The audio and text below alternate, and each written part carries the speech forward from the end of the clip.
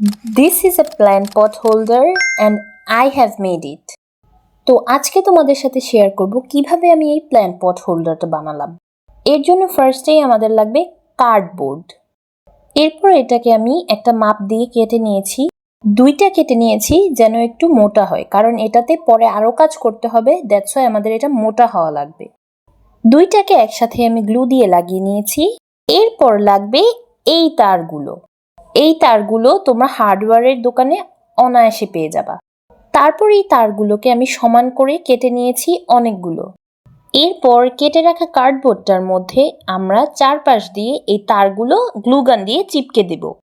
এই তো এখন এইভাবে চিপকে দেওয়া হয়ে গেলে এটা শুকাতে দিতে হবে, দেন শুরু হবে মেইন কাজ। এখন আমরা এটার মধ্যে দড়ি দিয়ে পেঁচিয়ে দিব।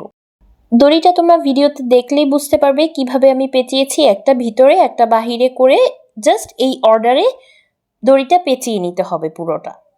বাড়তি তারগুলো আমরা এভাবে কেটে নেব অ্যান্ড গ্লু স্টিক দিয়ে সিকিউর করে নেব।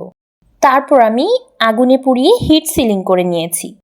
এরপর আমি পাটের চালের বস্তার শক্ত অংশটুকু পাশে বর্ডার হিসেবে লাগিয়ে দিয়েছি অ্যান্ড নিচে দিয়ে যেহেতু আমাদের বোর্ডটা দেখা যাচ্ছিল, ওইখান দিয়ে আমি পাটের দড়ি পেঁচিয়ে পেঁচিয়ে লাগিয়ে দিয়েছি।